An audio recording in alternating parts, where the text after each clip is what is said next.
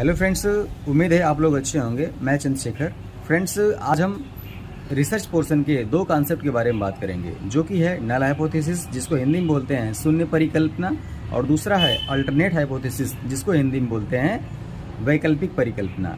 तो यह null hypothesis और अल्टरनेट हाइपोथेसिस क्या होती है, तो चलिए इसके बारे में डिस्कस करते हैं। फ्रेंड्स, मैं आपको ये बता दूं कि जो यह हाइपोथेसिस होती हैं, जैसे मान लीजिए कि हम रिसर्च प्रपोजल बनाते हैं, सिनॉप्सिस बनाते हैं, या आगे चलकर जब थीसिस लिखेंगे तब जाकर हाइपोथेसिस की ज़रूरत होती है। तो चलिए इसके बारे में हम डिस्कस करते हैं कि यह क्या होती है। तो सबसे पहले हम आपको बात करेंगे कि नल हाइपोथेसिस के बारे में। जो नल हाइपोथेसिस होती है उसमें जीरो डिफरेंस या जीरो रिलेशंस होता है। यानी कि मैं आपको बता दूं कि जब दो चरों के बीच कोई संबंध नहीं होता है, यानी कि एक चर दूसरे चर को प्रभावित नहीं करता है, उसे बोलते हैं नल हाइपोथेसिस।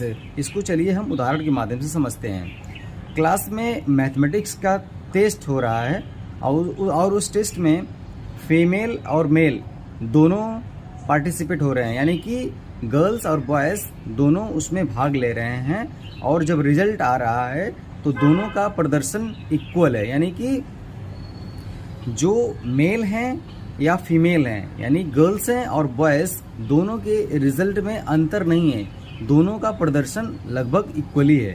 तो इसे बोलते हैं नल हाइपोथेसिस। यानी कि जब दो चरों के बीच कोई संबंध न हो, मतलब एक चर दूसरे चर को प्रभावित न करता हो, उसे बोलते हैं नल हाइपोथेसिस, यानी कि शून्य परिकल्पना। उसी के अपोजिट में अल्टरनेट हाइपोथेसिस है, जिसको बोलते हैं हिंदी में वैकल्पिक परिकल्पना।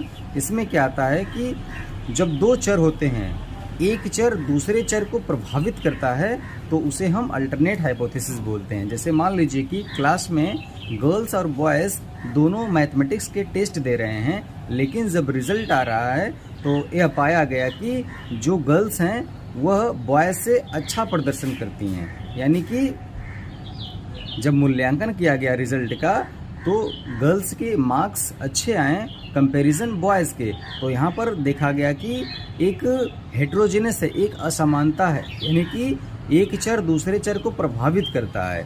तो जब एक चर दूसरे चर को प्रभावित करता है या एक चर दूसरे वेरिएबल को ऊपर इफेक्ट डालता है, उसे बोलते हैं अल्टरनेट हाइपोथेसिस। तो यहाँ पर एक रिलेशन दिखाई दिया, यहाँ पर एक संबंध दिखाई दिया। तो दो चरों के बीच में जब संबंध दिखाई देता है तो उसे हम बोलते हैं अल्टरनेट हाइपोथेसिस। Thank you.